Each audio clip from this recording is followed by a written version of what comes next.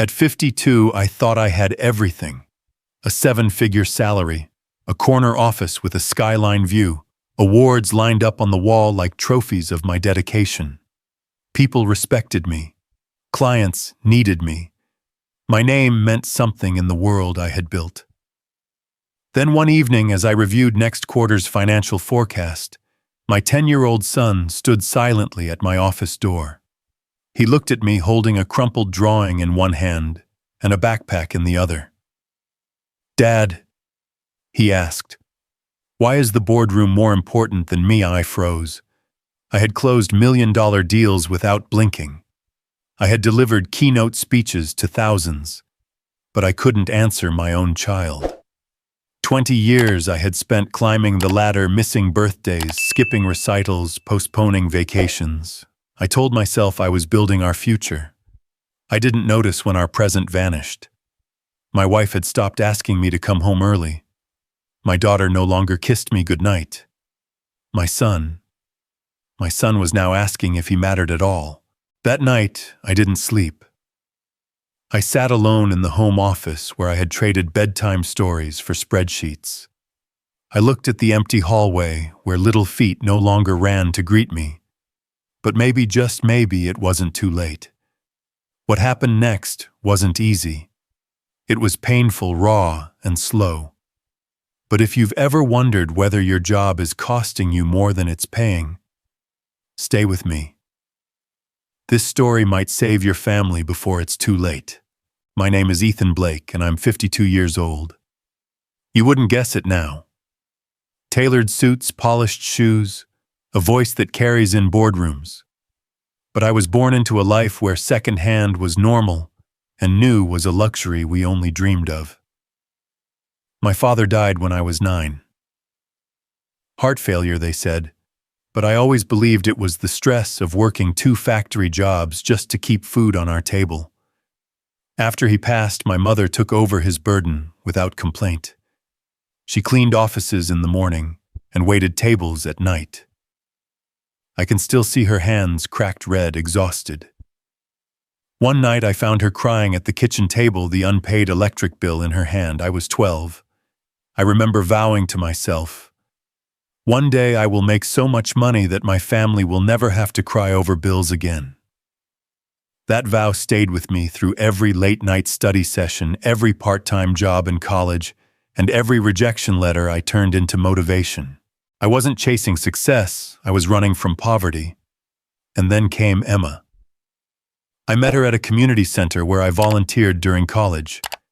She was a preschool teacher, warm, sincere, and stubbornly idealistic. She believed in bedtime stories, family dinners, and handwritten notes. She wore the same pair of shoes until they fell apart and laughed more genuinely than anyone I'd ever met. I fell for her fast. She didn't care about titles or money. She cared that I listened, that I remembered her favorite tea, that I asked about her students. When I told her about my past, about my mother's hands, and my promise, she didn't flinch. She took my hand and said, "Then let's build a life where we never forget what matters." We married the summer after I landed my first full-time job at a small insurance firm. My starting salary was barely enough to cover rent, but every evening I came home by 6. Emma would wait on the porch barefoot, a book in one hand and a smile in the other. We'd eat spaghetti with canned sauce and laugh like we owned the world. 2 years later, our son Ben was born. I remember holding him for the first time, tiny, red-faced, screaming, like he had something urgent to tell the world. I looked at Emma, who was exhausted but radiant, and something shifted inside me. I thought success was a 6-figure salary or a corner office. But in that moment, with Ben's fingers curling around mine, I felt more accomplished than any promotion could ever make me feel. I made another vow that night: I will give this child a better life than I ever had, no matter what it takes.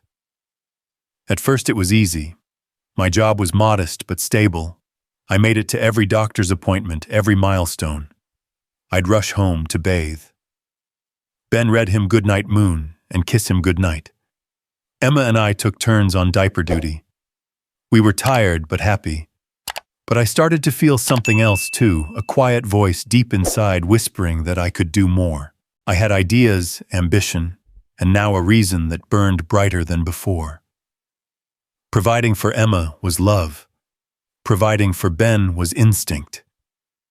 So when a recruiter reached out from a fast-growing investment firm looking for hungry, driven talent, I said yes. The title was Assistant Analyst. The hours were brutal. The pay was only marginally better. But the latter was real. Emma supported me without hesitation. "Just promise you'll come home for dinner," she said, smiling. I promised. And I meant it. For a while I kept that promise. I missed a dinner here and there, but always made up for it on weekends. I bought Emma flowers. I took Ben to the park. I told myself this was temporary. A phase, a sprint towards something greater. But sprints turn into marathons before you even notice. I started bringing work home, then working through weekends. I rationalized it. I'm doing this for them. Emma never complained, not at first. She believed in me. She believed in us. She believed that this hunger of mine still had limits. I did too. But hunger once fed only wants more. The job offer came wrapped in excitement and potential. A tech-driven finance startup was looking for someone to build their analytics team from the ground up. Equity shares, a sharp title, promises of explosive growth. It was risky, but also everything I'd spent years preparing for. Emma didn't blink when I told her. "If it makes you happy," she said, brushing Ben's hair back from his forehead. "We'll be fine. I can handle things here." I didn't realize then what handle would come to mean. The hours hit fast, 12 to 14 a day, 6 days a week. Early meetings with investors in New York, late calls with developers in California. I was constantly just finishing up one more thing. Emma adjusted our life around my calendar. She did school drop-offs, bedtime stories, pediatrician appointments. She sent me pictures of Ben's artwork, voice memos of his babbling videos of his first steps. I feel like I'm missing everything I texted her once. Her reply was instant: "He knows you love him, and so do I." Don't worry. That text lived in my phone for years. One Tuesday morning, I had a presentation with our Series B investors. I was rehearsing talking points on revenue forecasts when my phone buzzed.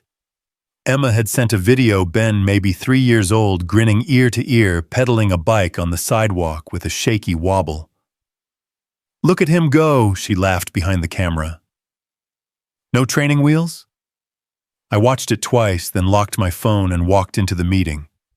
I told myself I'd celebrate with him later. But that night, I got home at 10. Ben was already asleep. Emma left a sticky note on the fridge. "He's proud of himself. You'll love the story he tells." That later never came. First words, first parent-teacher conference, first fever that scared Emma enough to call the pediatrician twice. I missed them all. I would come home and ask, "How's he doing?" Emma always smiled, always said, "We're good." She never raised her voice, never made me feel guilty, never made me feel like a stranger even when I had become one. I convinced myself this was temporary, a sacrifice for the long-term gain. I was laying bricks for the life we'd always dreamed about. Family vacations, college funds, early retirement. I bought a bigger house when Ben turned 4 with a backyard and a guest room just in case. Emma unpacked every box. I barely knew where anything was. I thought I could make up for it, that with things: a trampoline for Ben, a spa weekend for Emma, new clothes, new gadgets. I believed love could be measured in receipts. The more I bought, the more else I was still providing. But connection doesn't ship overnight. It's not gift-wrapped. The moment that shook me didn't come with yelling or confrontation. It came quietly, like most realizations that truly change you.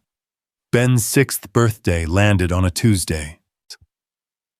I had a major pitch scheduled with potential partners from overseas, something I couldn't move. I sent a video before I left the hotel that morning, me standing in front of a skyline holding a balloon I bought at the airport gift shop. Happy birthday, champ, I love you so much, and I'll be home this weekend to celebrate properly. You're the best kid a dad could ask for. I waited until evening to call. Emma answered in the middle of the party noise, children laughing, music playing. I heard Ben in the background and asked her to put him on. She did. I smiled into the screen. Hey buddy, happy birthday. Did you get my video? Ben looked at the phone, puzzled. Mom, he asked, turning his face away from the screen. Who is that? I didn't know what hurt more, the way he said it so honestly, or the way Emma didn't rush to explain. She turned back to me after a moment, tried to smile. He's just tired. It's been a long day. But it wasn't just the day. It had been a long absence, and I hadn't even noticed. I stayed on the line for another minute, made a joke about cake, promised again that I'd be home soon. Then the call ended, and I sat alone in my hotel room, surrounded by charts, decks, and strategy binders. I looked at the balloon I'd left on the desk. It was already half deflated. By the time I turned 46, I had become vice president of strategic investments at one of the most aggressive finance firms on the East Coast. My name was printed on glossy brochures, quoted in magazines, and whispered with respect in boardrooms. My annual compensation had crossed $2 million. I had the kind of success most people dream about, and I was convinced I'd earned every inch of it. We moved into a custom-built house with marble countertops, imported hardwood floors, and a home theater no one ever used. I gave Emma the choice of any car she wanted. She picked a modest hybrid. I upgraded mine twice that year. Ben was 8. He had his own playroom, private tutors, and a bike worth more than my mother's first car. And yet every time I asked him what he wanted for Christmas, he said the same thing. Nothing, really. I'm good. I should have listened. One night during a heavy storm, I arrived home later than usual. The meeting had run long, then traffic, then a client call. It was past midnight when I stepped through the door. The house was dark, save for the motion light near the kitchen. I walked upstairs, quietly, still in my suit, carrying a bottle of wine I'd picked up for Emma. I hadn't seen her awake in 4 days. Their bedroom door was cracked. I peeked inside. Emma was asleep on her side of the bed, her back to the door. Ben lay beside her, nestled into her shoulder, clutching a worn, stuffed bear. The lighting was soft, just enough for me to see the small tag on the bear's neck. To Ben, Huangtu. Love, Dad. I blinked. I didn't remember writing that. I stepped closer, careful not to wake them. The handwriting was mine or close to it. I picked up the bear gently and turned the tag over. There was a date. 3 years ago. I backed out of the room and walked down the hall to my office, heart thudding. I opened my bottom desk drawer, the one with all the old gifts and cards Emma used to keep. I found the stationery set we had bought together our first Christmas. Inside it were envelopes, blank but familiar. I realized then Emma had been writing Ben's birthday notes and signing them Dad for years, because I wasn't home to write them myself. The next morning I tried to talk to her. She was making breakfast, Ben already dressed for school. I saw the bear last night, I said quietly. The message. She didn't look up from the pan. He sleeps with it every night. You wrote it, didn't you? She nodded. It made him feel like you were there. I swallowed hard. Why didn't you tell me? Her voice was calm. I did. You just didn't hear it. Later that day, I noticed her hands as she folded laundry. She wasn't wearing her wedding ring. I asked her about it that evening. Did you lose it? She paused. No. I waited. I took it off 2 years ago, she said, her voice level. It didn't feel honest to keep wearing it. My throat tightened. Why didn't I notice? She looked at me, then eyes tired but not angry. Because you stopped looking. I had been so buried in success, titles, profits, numbers, that I hadn't seen the erosion happening at home. Not the slow withdrawal in Emma's eyes, not the way Ben flinched when I raised my voice, not the empty seats at school events where a father should have been. In the business world, I was praised for my vision. But in my own home, I had gone blind. That night, I lay in the guest room.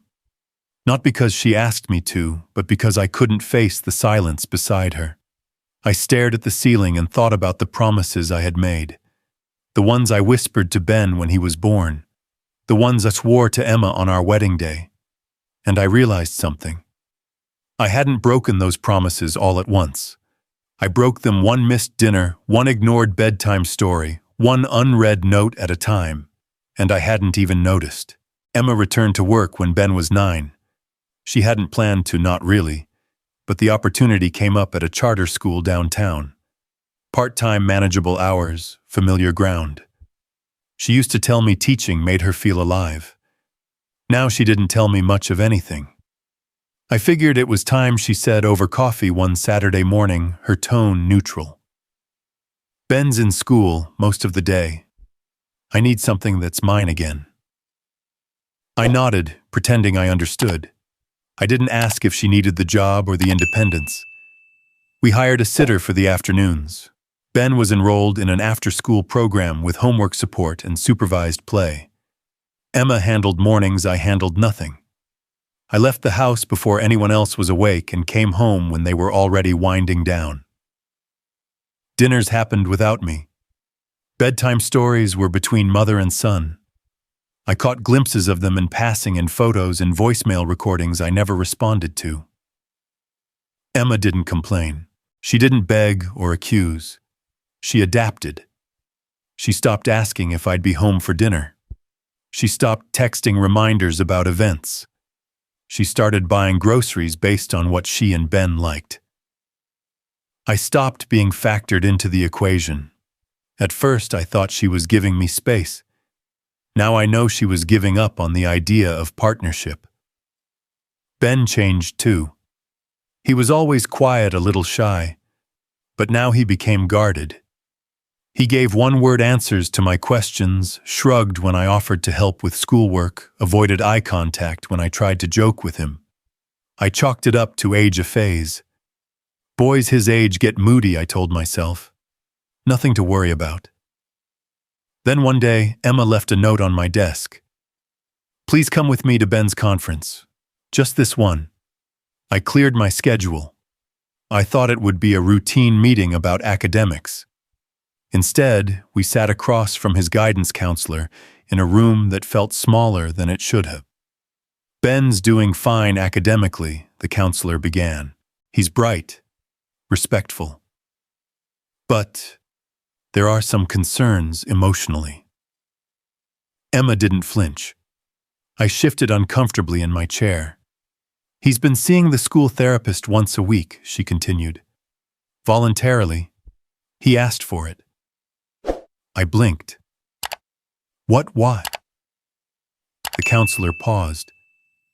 Because he says he doesn't feel like he has real parents. My throat went dry. That's ridiculous. He has everything. We provide everything. Emma didn't look at me. The counselor continued gently. Ben feels invisible at home. He says you're always gone, and when you are home, you're busy or distracted. He said, and I quote, "My mom is like a teacher who's too tired to talk.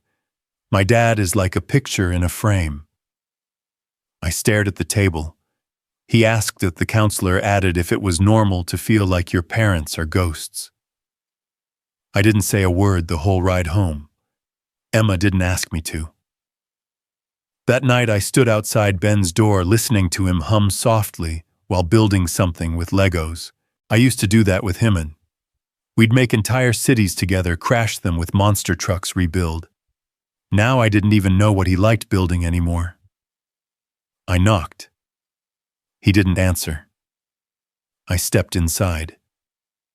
He glanced up briefly, then returned to his project. "Hey, bud," I said. "Heard you're doing well in school." "Yeah," he replied without looking. "I was at your conference today." Silence. "They said you've been talking to someone. That you asked to." He nodded once. "Why didn't you talk to us?" He set a block down carefully. "Because you don't ask. And when you do, it's like you're not really listening." I sat down on the edge of his bed. "That's not true. I listen." He looked at me, then really looked at me for the first time in weeks. "What's my favorite color?" The question hit like a slap. I opened my mouth. Nothing came out. "See," he said softly, returning to his blocks. "It's orange, but I changed it last year." "You still think it's blue?" I stayed in his room for a few more minutes, trying to find a way to reconnect. But the bridge had cracks I didn't know how to fix. Later that week, I found a drawing in his backpack. It was a family portrait, childish, sweet, and heartbreaking. Emma and Ben were smiling. There was a dog, even though we didn't have one.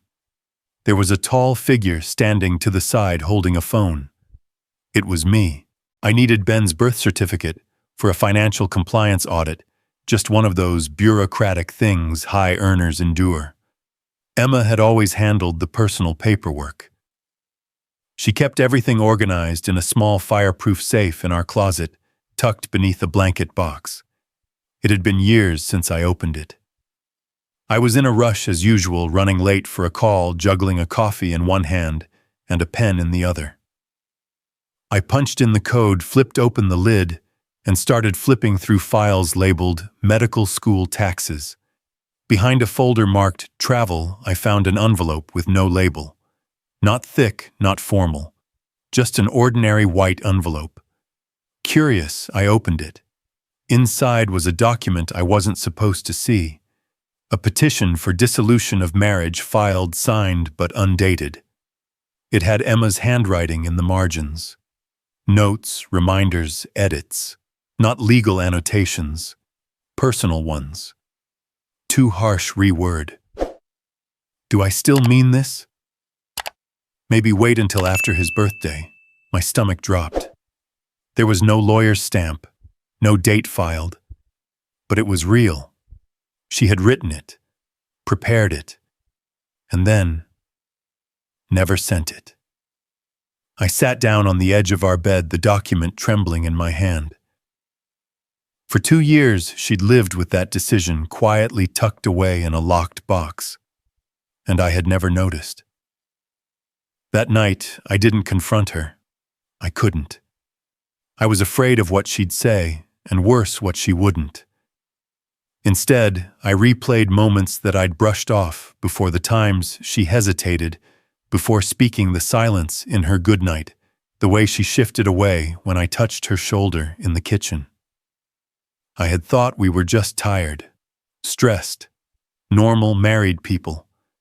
I hadn't realized she'd already started the process of leaving. Days passed. I kept the knowledge to myself, too ashamed to admit I'd found it. I started noticing more. Ben stopped asking me to come to his games. Emma stopped reminding me of school events. When I missed his choir performance, no one brought it up. No cold shoulder. No confrontation. Just absence. That was worse. At dinner, I tried to make conversation. "How was school today, buddy?" Ben shrugged. "Fine."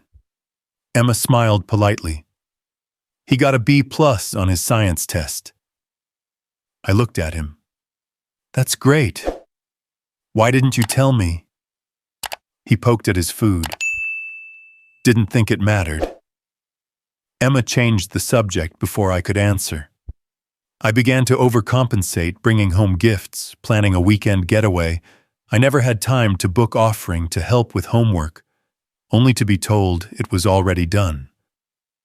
I bought tickets to a basketball game hoping Ben would say yes. He declined. I already made plans with Mom. That night, I finally asked her, voice low, "Why didn't you file it?" She looked at me from across the kitchen, where she was wiping the counter slowly. "File what? The papers. In the safe." She didn't pretend to misunderstand. Didn't ask how I found them. Just kept wiping. "I wrote them 2 years ago," she said quietly. "I was tired of waiting." "Waiting for what?" "For you to notice." I swallowed. "But you didn't send them. I wanted to give you time, a chance to change on your own. Not because I threatened to leave." And now she met my eyes. Now I'm not waiting anymore. I just haven't decided what comes next. That hurt more than shouting ever could. For weeks, I lived in limbo. Every morning I wondered if today would be the day she'd finally leave. Every night I replayed all the moments I missed, thinking if I could just go back and do one differently, maybe it would have changed everything. But regret doesn't rewrite memories. It just makes them louder. One evening I came home early. The sun was still out. Ben Nassau was in the living room, drawing. Emma was reading on the couch. I stood in the doorway for a moment, unnoticed. They looked peaceful, happy, complete, without me. I cleared my throat. Emma looked up, surprised. "You're home early. Thought I'd join dinner." Ben didn't say anything. Emma set her book down. "We already ate." I sat at the table anyway. The silence between us felt heavier than any argument ever could. It was a Thursday evening when I found Emma sitting at the dining table, with her laptop open, papers spread around her like a quiet storm. I assumed it was work, something for her students, maybe lesson plans. I leaned in to kiss her on the head, and she didn't pull away, but she didn't react either. As I turned to leave, I glanced at the screen. It wasn't lesson plans. It was an apartment listing. Downtown, 2 bedrooms, close to Ben's school. I froze. "What's this?" She didn't look up. "Just exploring options." Options for what I asked, though I already knew. She exhaled slowly, like she'd been holding the breath for years. "For a life where I don't have to keep explaining to Ben why his father isn't around, or why I feel lonelier in this house than I did before we ever met." I stood there stunned, the weight of her words heavier than I expected. "You're leaving." My voice cracked without permission. Emma closed the laptop gently. "I'm not running away. I'm choosing peace. This house, this arrangement. It's not peace." I searched for anger in her tone, something to push against. There was none. Only exhaustion. Not the kind from a long day, but from a long decade. "I don't hate you, Ethan," she added. "I just don't see a reason to keep pretending this is working." I wanted to argue, to remind her of everything we'd built. But the truth was, I couldn't even remember the last time we laughed together. The last time we touched out of affection, not habit. That night, I wandered the house like a stranger. Every photo on the wall felt like a lie. Frozen smiles, forced memories, proof that we had once cared and now we were only curators of what used to be. I found Ben in his room, sprawled on the floor, with crayons and a cereal box he'd turned into a spaceship. He looked up briefly. "Can I talk to you for a second?" I asked. He nodded but didn't stop coloring. "Mom and I..." We're going through something. It's not your fault. You know that, right? He shrugged. You guys always whisper at night. I figured. I swallowed. Do you want to ask me anything? He paused, then looked up. Do you still love her? The question caught me off guard. Yes, I said instantly, then hesitated. But maybe I forgot how to show it. Ben nodded like he understood more than I gave him credit for. Then he asked, if you don't love us anymore. Why does Mom still have your wedding photo in her room? I went still. She keeps it on her dresser, he continued. Even when she's mad. She never threw it away. So, does that mean there's still hope? My throat tightened. I wanted to give him a firm yes, a confident promise, but I couldn't lie not to him. Instead, I said, I don't know, buddy.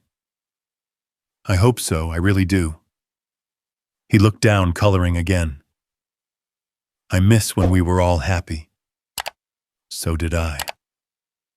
Later that night, I stood in our bedroom doorway watching Emma brush her hair. The wedding photo sat on her dresser just like Ben said. I hadn't noticed it in years. I used to see it every morning.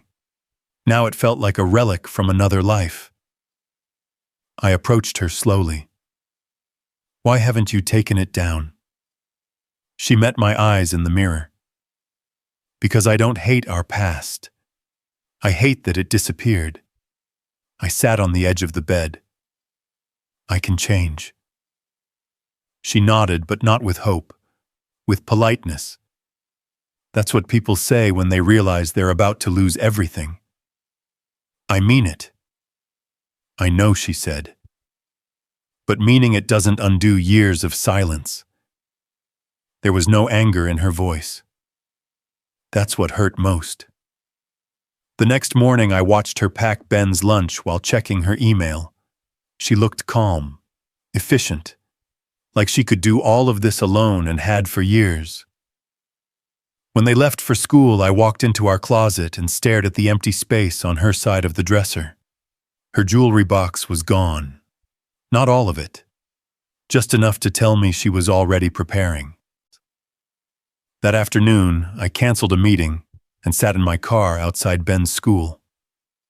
I watched him walk out with his classmates, laughing backpack slung over one shoulder. He looked like a kid with a life, one that barely included me. That night I couldn't sleep. I stared at the ceiling, wondering when we stopped being a family. No one had slammed a door. No one screamed. We just drifted inch by inch until we were out of reach. The quarterly shareholder meeting had been scheduled for weeks, our most important one yet. I was leading the pitch on a strategic merger that could elevate the firm to national dominance.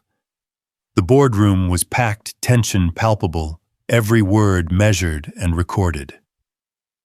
I was halfway through a slide on projected Q3 revenue when my phone buzzed in my jacket pocket. I ignored it. It buzzed again. Then again. 5 times in under 2 minutes. I glanced down discreetly. Emma's name. Then again, Emma. Then one from an unknown number. Then back to Emma.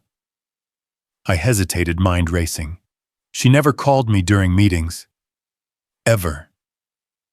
Apologies, I muttered, stepping back from the projector. Give me 60 seconds. Outside the conference room, I finally answered. Her voice was breathless, shaking. Ethan. It's Ben. He was hit by a car riding home. The school called. He's at St. Mary's. They're taking him in for x-rays. Now he can't move his leg. The ground shifted beneath me. Is he? What happened? Was he alone? No, she said quickly. He was with Jason. They called me from the ambulance. I froze. Jason. She hesitated. Jason Monroe. You've met him, my old friend from college. He picked Ben up today because I was in a meeting. I couldn't leave work, he offered. Of all the names to hear in this moment. Jason Monroe. The one I'd noticed around recently at school events helping Emma fix the sink when I wasn't home picking up Ben after soccer practice. Always just a friend. "He's there now?" I asked, voice sharper than I meant. "Yes." He followed the ambulance. "He's with Ben. I'm on my way." "I'll be there in 20, I said, already moving. The drive was a blur, red lights lane changes, honking horns. My mind played the same reel on repeat, Ben screaming an ambulance siren. Emma riding beside another man. When I reached the ER, Emma was already at the front desk. Jason stood beside her, speaking with the nurse. He was calm, present, familiar with the system as if he'd done this before for them. I stepped in. Emma turned. Relief crossed her face, then something else. Guilt, sadness, resentment. "Where is he?" I asked. "Room 8, they're prepping for an X-ray. He's awake but in a lot of pain."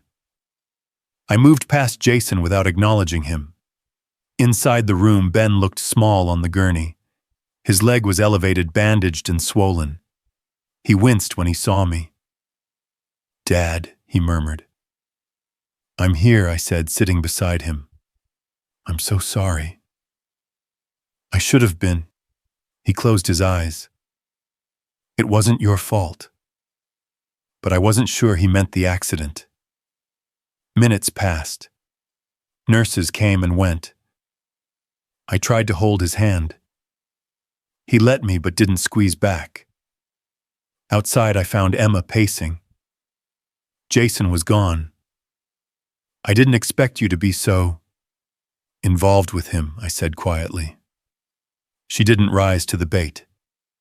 Jason was nearby. "I needed help. He's been a friend when I've had none. You could have called me sooner. I called you 5 times. You answered on the 6th. The words hit harder than I expected. "I'm his father, Emma." "You're a title, Ethan," she replied, her voice low but sharp. "Jason showed up. That's the difference." I didn't respond. I didn't know how. She sat down, rubbing her temples. "This isn't about Jason. This is about the vacuum you left behind and the people who've tried to fill it." The doctor came out. Fractured femur. Surgery scheduled within the hour.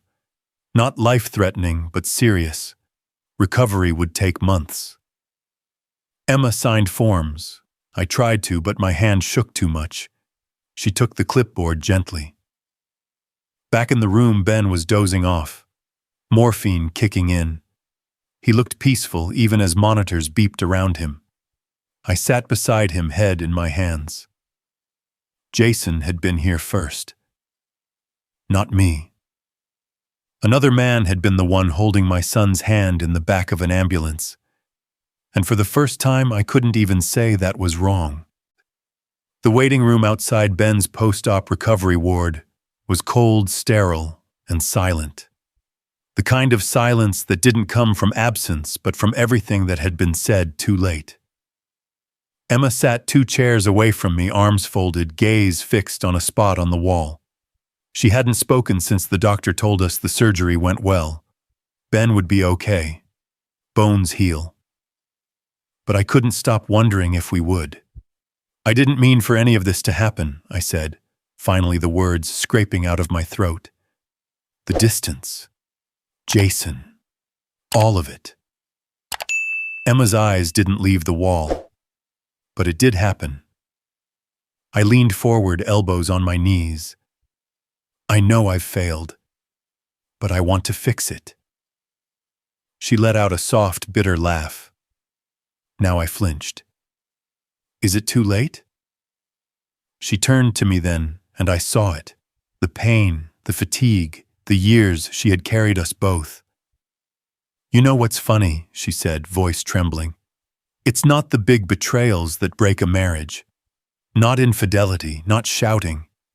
It's the quiet things. The dinners you skipped. The birthdays you forgot. The way you stopped seeing me. I tried to speak. She cut me off.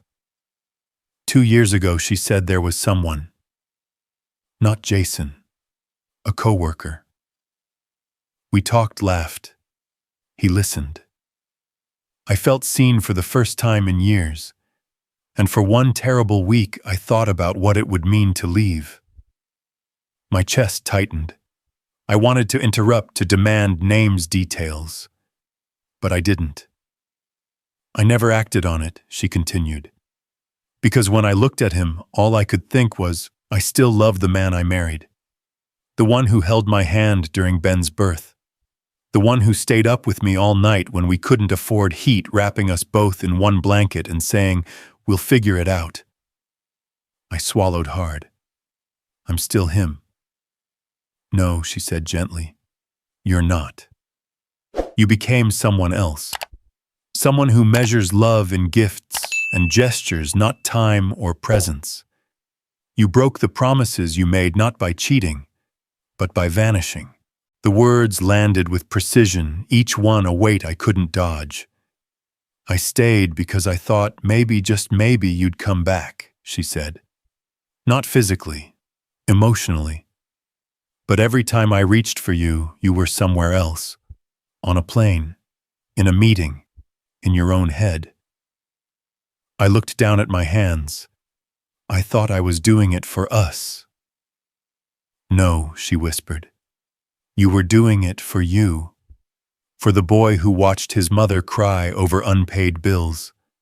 For the man who swore he'd never be poor again. You weren't building a life with me, Ethan. You were building a monument to your trauma. Her voice cracked then, and she finally let the tears fall. I reached out. She didn't move away, but she didn't move closer either. I never stopped loving you, she said through the tears, but I don't know if I can keep loving a memory. I need someone here. Present. Not someone who just shows up when everything is on fire. I nodded slowly. You're right. I wasn't here. I was chasing ghosts. My father, my past, my fears. I told myself I was protecting you from struggle, but really, I was protecting myself from feeling helpless again. She wiped her eyes. So what now? I don't know, I admitted. But I don't want to lose you. Or Ben. I can't keep living like I'm some corporate machine. I want to remember how to be a husband, a father, a person who doesn't need a calendar to know when his son's recital is. We sat there in silence, not angry, not at peace, just raw. In the distance, a nurse called out, "Room 8 is waking up." Emma stood first. I followed. As we walked toward Ben's room, she said softly, "I don't need a grand gesture, Ethan. I need consistency, presence, proof that you still remember who you promised to be." And in that moment, I realized the truth. I had broken our marriage not with infidelity or cruelty, but with absence. With every moment, I'd chosen something else over them. And now if I wanted to fix it, I'd have to show up every single day. That night, after Emma and Ben had fallen asleep in the hospital room, I drove home alone. The house felt different. Not empty, but abandoned. Like it had been holding its breath for years, waiting for someone to finally notice it was suffocating. I went upstairs, loosened my tie, and sat in my home office. The same place where I'd spent years building deals, closing clients, chasing numbers. I used to feel powerful in that room. Now it felt like a museum of everything I'd missed. On the bookshelf tucked behind a row of annual reports and leadership books was a framed photo I hadn't looked at in ages. Disneyland. 10 years ago. Emma and I were both younger faces, sunburned hair, windblown. Ben sat on my shoulders, mouse ears, crooked, laughing so hard his eyes were closed. I remembered that trip like it was yesterday. I had shut off my phone the whole weekend. No email, no calls, just us. It had been the last time I truly disconnected.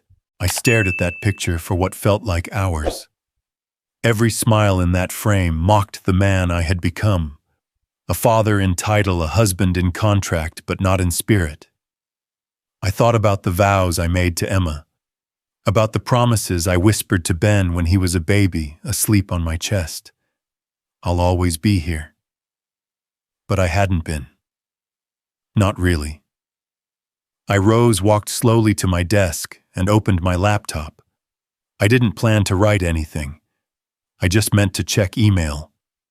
But my fingers hovered over the keyboard, and then without fully realizing, I began to type. Subject, formal resignation. I wrote it simply. No drama, no explanations, just the truth. Effective immediately, I am stepping down from my position. I'm grateful for the opportunities. But my family needs me now, and I need them more than I ever realized. I stared at the message for a long time. The cursor blinked. My hand hovered over the mouse. Fear crept in. What would people say? What would this do to my reputation, my income, my identity? I almost closed the tab, but then I remembered Ben's voice. If you don't love us anymore, why does Mom still have your wedding photo? I clicked send. It was 3:17 a.m.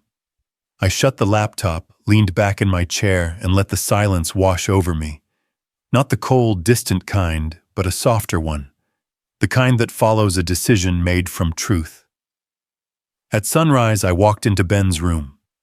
It was untouched, just as he left it, a scattering of drawings, action figures on the floor, a pillow still dented from last night's dreams. I sat on the edge of his bed, picked up a sketchbook from the floor. The latest drawing was a family portrait. This time there were only two figures, Emma and Ben. No phone, no briefcase, just the two of them holding hands.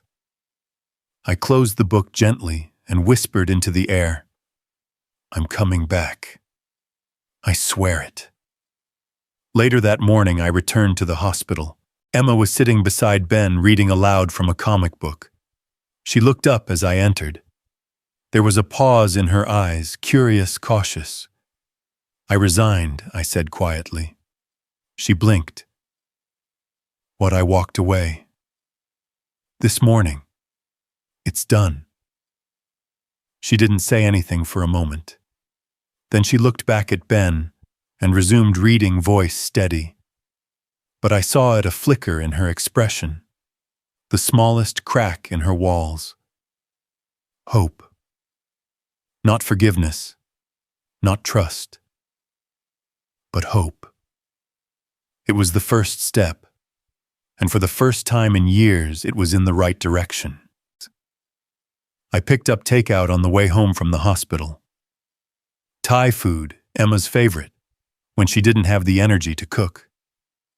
It was a small gesture, one I hadn't made in years. I didn't expect applause. I just wanted to start somewhere. They were discharged late that afternoon. Ben hobbled through the door on crutches, Emma steady at his side. I followed with his backpack and prescriptions. The house felt too quiet, too still, like it was holding its breath again. Emma helped Ben settle on the couch, propping up his leg with pillows. I stood in the kitchen watching them from a distance. I didn't know how to say what I needed to. Words felt clumsy, now empty after years of misused ones. But silence hadn't saved us either. I quit, I said finally. Emma looked up. I mean it, I continued. I sent the email last night, walked away. I'm done. She blinked, unsure whether to believe me. I know it doesn't fix anything, but I had to make space for you, for Ben, for whatever comes next. Ben looked at me then. You quit your job, yeah? I said. I did. He didn't smile. He didn't cheer. He didn't run into my arms like some movie ending. He just nodded once, then turned back to the TV. Emma said nothing. Later, I found Ben in his room trying to organize his Legos one-handed. I sat on the edge of his bed. I meant what I said earlier, I told him. From now on, if you need me, no matter what, I'll be here. If you need a ride, a talk, a hug, anything. I won't miss it. Not again. He didn't stop building. Okay. I waited, hoping for something more. He picked up a red block and placed it carefully, then said, "You always say stuff like that." The words weren't cruel, just honest and true. He didn't need promises. He needed proof. I understand, I said. I know I haven't earned your trust back yet, but I will. He nodded, then stood crutching toward his dresser. He opened the top drawer, pulled out a folded shirt, and handed it to me. "Can you put this in the laundry?" It was a simple ask, but it was something. "Yeah," I said, taking it. "Of course." That night after dinner, I sat on the porch while Emma cleaned up. I watched the street, the neighbors, the wind move through trees. Ordinary things I hadn't noticed in years. Emma joined me eventually, 2 mugs of tea in hand. "I didn't ask you to quit," she said. "I know." She sipped quietly, then asked, "What will you do now?" "Figure out how to be part of this family again." She looked out at the street. "It won't be fast." "I don't want fast," I said. "I want real." We sat in silence for a while. Then she said, "Ben didn't smile when you told him. That's not because he didn't care. It's because he's scared to hope." I nodded. "I get it. I'm scared too." She leaned back, closing her eyes. "He's been disappointed too many times. We both have." I looked at her, really looked, at the lines on her face, the tiredness in her eyes, the quiet strength that had held this family together when I didn't. "I know I broke things," I said, "but I'm not asking for instant forgiveness. I'm asking for a chance to show you I'm different. Not today, not tomorrow. Over time." She looked at me then, and for the first time in a long while I saw something behind her caution. Not love, not yet, but something gentler than distance. That night, I folded Ben's laundry. I cleaned the kitchen without being asked. I charged Emma's phone. Small things, unremarkable, but they felt like seeds, and I was ready to tend the garden I'd neglected for too long. The first few weeks after I quit were quiet. Not the peace-filled kind, more like walking through fog.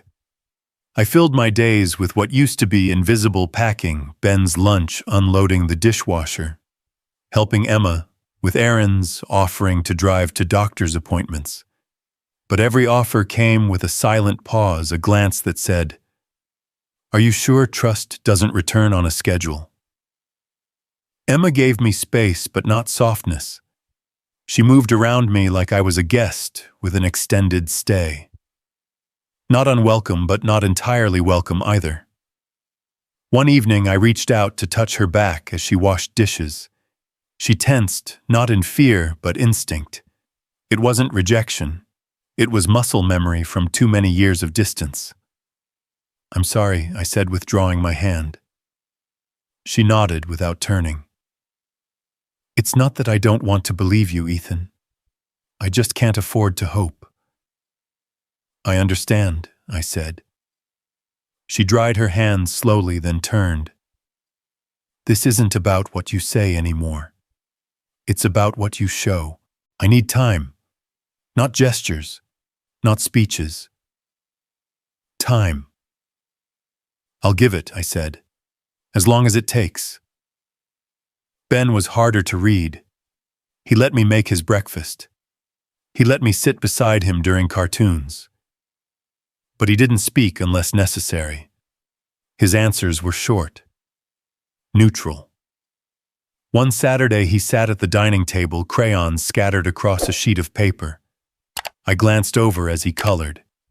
It was a family drawing, childlike, colorful, labeled. There was Emma. There was Ben. Even the dog he always asked for. No dad. I said nothing. Just kept drying dishes. The image burned into my chest. That night I stared at the ceiling while Emma slept beside me, still facing the opposite direction. I thought about how long I had ignored signs like that drawing, how I used to dismiss things that didn't scream. But pain doesn't always raise its voice. Sometimes it just quietly fades you out. 2 months passed. The routines became less awkward. Emma began letting our conversations stretch longer. She laughed once, just once, when I tripped over Ben's scooter and spilled groceries all over the kitchen floor. I held on to that sound like a lifeline. But Ben was still guarded. No questions, no stories, no invitations. Until one Tuesday evening. I was in the study going through some household bills when I heard a knock on the door. Ben stood there holding a math worksheet in one hand and a pencil in the other. "Dad?" he asked, voice hesitant. I turned, careful not to look too eager. "Yeah, I think I did this problem wrong. Can you help me?" I stared at him, stunned. Then I smiled. "Of course." He walked in and sat beside me. I looked over the problem, showed him how to break it down. He nodded. "That makes sense." Then after a pause he said, "Mom doesn't like math." I chuckled softly. She never did. We finished the worksheet together. When he stood to leave, he said, "Thanks." I watched him walk out, heart pounding, like I'd just closed $1 million deal. It wasn't dramatic. It wasn't a hug. But it was something real. Later that night, I told Emma what happened. She smiled slightly. "That's a big deal." I didn't realize how much I missed hearing him say my name. She looked at me, her expression softer than it had been in months. "He's watching," she said. "He's waiting to see if this version of you is real." "I'm not going anywhere," I said. "I know," she replied. "I'm starting to believe that." That night we slept a little closer, not touching, but not apart. And for the first time in a long time, I dreamt of something worth waking up to. It started with a recipe. Ben came home from school with a flyer, father-son bake day for the upcoming weekend. I nearly brushed it off. Those things had always been Emma's territory. But before I could say anything, Ben handed me the paper. "You want to try?" he asked, not looking up. My voice caught. "Yeah, I'd love to." We practiced the night before, fumbling through flour and eggs and a hilariously lopsided chocolate cake. Ben laughed when I dropped an entire spoonful of batter on the floor. I hadn't heard him laugh like that around me in years. That sound. It felt like a window opening. Emma peeked into the kitchen, smirking. "You boys trying to bake or start a food fight?" Ben grinned. "Both." The next morning we walked into the school gym with our cake still slightly lopsided, but proudly ours. We didn't win any ribbons, but we didn't need to. Ben stayed close to me the whole time. He introduced me to his teacher. I caught him smiling when I knelt to tie his shoe. It wasn't a single moment that changed everything. It was dozens of small ones. I started cooking with Emma, not watching her cook, but learning beside her. I burned rice twice, cut onions too big. But I showed up every evening, even if just to stir the sauce. Sometimes we didn't talk, sometimes we did. The silence no longer felt cold. It felt like comfort. Then came the idea of camping. Emma hesitated when I brought it up. It's been years. 12, I said, since the last time we all went. Ben perked up. You still have the old tent? In the attic, I said. Probably full of spiders. He smirked. Cool. We drove upstate to a lake we used to visit when Ben was a toddler. The tent poles were mismatched. The lantern flickered. But we didn't care. We grilled marshmallows, played Uno by flashlight, told ghost stories that made no sense. Emma leaned into the crook of my arm for the first time in months. Ben rolled his eyes but didn't move away when I tousled his hair. On the second evening, we spread a blanket under a canopy of stars. The fire had dimmed. Emma had gone to rinse dishes by the lake. Ben crawled over, curled beside me, and laid his head on my shoulder. I'm tired, he mumbled. You can sleep right here, I whispered. And he did. His breathing slowed. His small fingers curled around the fabric of my jacket. His entire weight rested against me, not just physically, but emotionally. That's when it hit me. I didn't cry when Emma told me she once thought of leaving. I didn't cry when Ben erased me from his drawings. I didn't even cry when I sent the resignation email. But I cried now. Quietly. Silently. Not because I was sad, but because in that moment I realized he trusted me again. Without words, without ceremony. He just believed I would stay. And that more than any apology or speech meant everything. When Emma returned, she saw us. She didn't speak, just sat beside us, laying a blanket over both our shoulders. We stayed there like that for a long time. No one moved. No one needed to. And for the first time in over a decade, it felt like we weren't pretending to be a family. We were one. We moved in early spring. Not to escape, but to begin. A small town 2 hours from the city, nestled between rolling hills and winding roads, where front doors were left unlocked and neighbors waved just because. It wasn't a retreat. It was a return to something slower, gentler, closer to the life we forgot we wanted. Emma found a space near the old post office and opened a learning center, half tutoring, half art therapy. She called it the quiet room because that's what she always wished she'd had during the chaos. Ben adjusted faster than we expected. New school, new friends. He joined the nature club, started biking again. Sometimes I'd catch him drawing by the window, this time all three of us in the picture. As for me, I took a consulting gig with a small firm remotely. 3 days a week, part-time. No flights, no ties. I worked from a sunlit corner of our living room, often with coffee Emma brewed, or with Ben sketching beside me. The quiet was unfamiliar at first, but I didn't miss the noise. One Sunday morning, as I packed up Ben's art supplies for his weekend workshop, I stumbled across an old notebook in the closet. My handwriting. Doodles from long conference calls. Margin notes from board meetings. And at the very back, a sentence I had scribbled once during a red-eye flight. What if success isn't the house or title, but who notices when you walk into the room? That night, I opened a blank document on my laptop and started typing. I didn't stop for 6 months.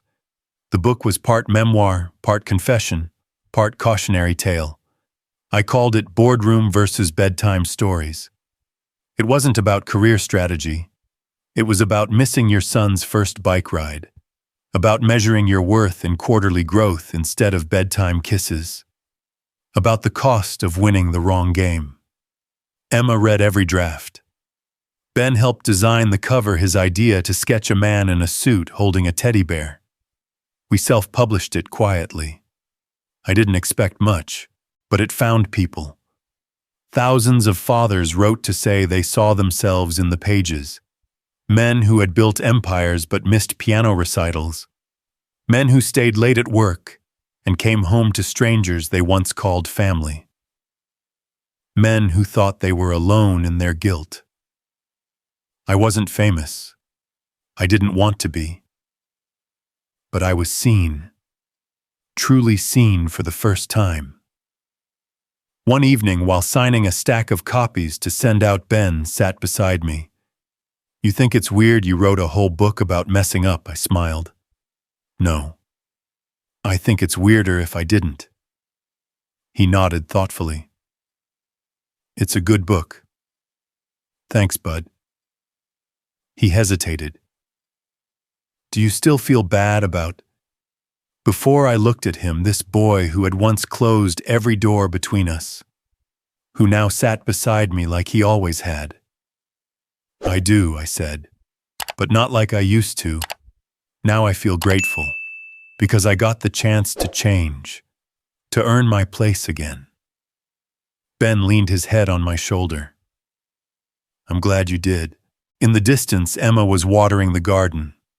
The sun was setting behind her, casting the whole house in golden light. It was quiet, honest, real, and finally enough. I've spoken at a few conferences since the book came out. Not corporate ones, family forums, parenting panels, support groups for working fathers. The chairs aren't leather, and no one wears $1,000 watches. But the rooms are full. Packed with men who've come to listen not to me but to themselves through me. At one such event, a young father stood up trembling and asked, "When did you know it was too far gone?" I paused. "I didn't," I said, "until one day I called to say happy birthday, and my son asked my wife, 'Who's that?'" The room went still. "I wish I could tell you there was a sign," I continued. But most days the distance didn't scream. It whispered. Through skipped dinners, missed stories, a hug replaced by a text. Later that night, as I packed up my notes, I looked over the words scribbled on my final slide. The same line I now ended every talk with. Don't wait until your child asks, "Who are you?" Because one day they might not ask at all. It's not meant to guilt them. It's meant to wake them. People think regret is loud, but the deepest kind is quiet. It grows in the spaces we meant to fill, in the rooms we meant to enter, in the memories we promised to make later. The truth is, I still measure time differently now. Not in quarters or bonuses, but in bike rides, shared silence, the sound of laughter at dinner when no one's holding a phone. That's the success I track now. Emma once told me during a quiet evening after Ben fell asleep, I didn't need the old you back.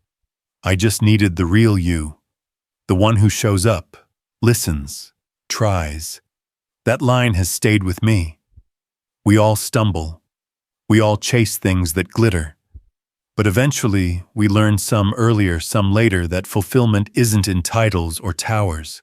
It's in the small things, like knowing your son's favorite superhero, or hearing your partner hum while folding laundry and realizing it's because she feels safe again. I don't pretend to be perfect now. I still make mistakes. I still get impatient. But I don't disappear anymore. And that I've come to learn is what legacy really is. Not a name on a plaque, not a line in a company's annual report, but the stories told around your absence. The questions your children ask when you're gone or stop asking when you're present. And so, if you've read this far, here's what I want you to remember. No one ever wished on their deathbed that they'd attended more meetings. But many, many have wished they'd come home earlier, that they'd looked up during dinner, that they'd hugged longer, that they'd answered the hard questions with more than later, because later isn't guaranteed. The last chapter of a life isn't written in spreadsheets. It's written in the way your child rests their head on your shoulder without flinching, in the way your partner looks at you and says, "I'm glad you stayed." So don't wait for the call. Don't wait for the question. Start now. Choose the laughter at the dinner table over the applause in the boardroom. Because one echoes louder and longer than the other ever will. Không có tệp nào được chọn, không có tệp nào được chọn. ChatGPT có thể mắc lỗi. Hãy kiểm tra các thông tin quan trọng. Launched it in the silence after the door clicked shut. I drew constellations on empty chairs. Wrote your name in the margins of absence. If you stayed, would I have learned your laugh instead of guessing? If you stayed, would I still have written this song I couldn't move? Around me, parents wiped tears. A few gasped quietly, but all I could hear was the pounding in my ears. He finished the song, let the final note ring out, then stood and walked off stage. No bow, no glance back, just gone. I sat there long after the applause faded. Rachel met me outside the auditorium, arms folded. He wrote that 2 months ago, she said. Didn't want to show anyone. Said it wasn't finished. But last night he said, maybe it is now. I nodded, unable to speak. She looked at me softer than she had in weeks. You hurt him, she said. Deeply. I know. But he played that song in front of 100 people. That's something. I don't know what it means. It means there's still something left in him that wants you to hear it. She handed me a folded piece of paper. I found this in his guitar case last week, she said. I wasn't going to give it to you, but after tonight, maybe you're ready. I took it with shaking hands. She walked away. In the car, I unfolded it. Dad, I used to imagine what it would be like if you showed up one day and remembered how to be you. Not the guy on magazine covers. The one who made pancakes on Saturdays and let me fall asleep on his chest while watching cartoons. If that guy ever comes back, tell him I'm still around. But I'm not waiting at the window anymore. I sat there in the parking lot until the engine went cold. Somewhere between the silence and the song, a crack had opened. Small, but real. A year passed. The house was quieter now, but not hollow. Rachel still hadn't moved back in, and I hadn't asked her to. We didn't pretend things were fixed. But we did start sharing meals again once a week at first, then more often. Sometimes at the house, sometimes out. Always casual, always on her terms. We didn't talk about the past. We didn't need to. Caleb still spent time with Gary, still played guitar, still wore that same gray hoodie like armor. But he started inviting me in, not all the way, but enough to feel like I wasn't on the outside anymore. One Saturday morning I made pancakes badly, burnt edges, runny centers. I dropped the spatula and cursed under my breath. Caleb smirked. Mom always said you couldn't cook. Still true, I said. But I figured you'd appreciate the effort. He grabbed a plate, sat at the counter. It's not about the pancakes. No. He took a bite, winced. Definitely not. I laughed. He didn't. He just looked at me and said, You don't have to buy stuff anymore, Dad. No gifts, no tech, no surprises. I nodded. Okay. Just sit. Eat. Be here. So I sat. We ate. The pancakes were terrible. The silence wasn't. Later that evening, Rachel stopped by. She'd just come from her writing group. She looked relaxed, lighter somehow. Not like before, but not burdened either. I have something for you, she said, handing me a flash drive. What's this, my book? I blinked. You finished it. She smiled. 3 days ago. I turned the flash drive over in my hand. You want me to read it? I want you to read chapter 7. I waited until she left. Then I sat down and opened the file. Chapter 7: The Man Who Forgot to Come Home. It wasn't labeled fiction. It didn't need to be. It told the story of a man who built towers from ambition, who carved his worth into the shape of his title, who forgot how to speak his family's language, who returned too late but returned anyway. Each page was a mirror I didn't want but needed. Near the end of the chapter, the wife character writes a letter she never sends. It ends with, "You were always enough. You just forgot how to show it. If you find your way back, not to me but to yourself, I'll be here. Not waiting. Just open." I sat there for a long time, the screen glowing in the dark. She hadn't written me back after that first letter. She hadn't promised anything. But she'd written this. That was more than forgiveness. It was belief. That night I didn't dream about boardrooms or bottom lines. I dreamed of pancakes, of chords strummed in a garage, of a quiet dinner table with no gifts, just chairs filled. And somewhere in that dream, a woman sat across from me, reading her words out loud and smiling. The morning after Rachel handed me her manuscript, I sat at my desk and wrote one last letter, this time to my successor. It wasn't about strategy or quarterly goals. It didn't mention market trends or innovation pipelines. It wasn't the kind of letter you'd file or quote at an investor meeting. It was just this: Ethan, you've earned this seat. You're smarter than I ever was, and I believe in what you're building. But here's what no one tells you in the handover meetings. This job will take everything if you let it. Your time, your peace, your presence. It will flatter you, reward you, seduce you into believing you're indispensable. Don't believe it. Keep the company. Grow it. Win. But don't do it at the cost I paid. Don't lose your wife without noticing. Don't let your kids stop asking when you'll be home. Because rebuilding is possible, but you'll carry the cracks with you forever. I hit send, then closed the laptop for good. Weeks later, I stood under the bright lights of a TEDx stage, red circle, beneath my shoes, the theater packed with faces staring up, waiting to hear the usual tech disruption, visionary buzzwords. Instead, I began with this. If you're like I was 2 years ago, this talk is your warning. Unplug now, not your devices, your ego. A ripple of confused laughter followed. I continued. I was the man who never missed a quarterly target, but missed birthdays, recitals, and dinner tables. I optimized workflows, but forgot how to ask my son how his day was. The turning point. A phone call during a billion-dollar pitch. My son was in the ICU, and I was finishing slide 13. That's who I was. You could hear a pin drop. I didn't hit rock bottom.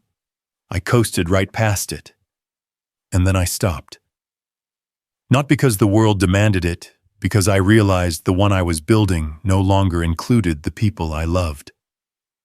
I shared Rachel's letters, the unsent ones, her manuscript, Caleb's song, the silence between us that taught me more than applause ever could. And then I ended with this: I used to say I couldn't stop, that everything I did was for them. But the truth, I didn't stop because I liked who I was when people clapped. Now I still haven't stopped. I just took an exit no one expected. I went home. A standing ovation followed. But the applause didn't matter. What mattered was walking backstage and seeing Caleb waiting, hands in his pockets, trying not to smile. You didn't suck, he said. That means a lot. And Mom cried, he added. Just a little?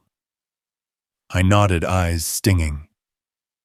Think she'd be okay if I came over for dinner? She already set the table.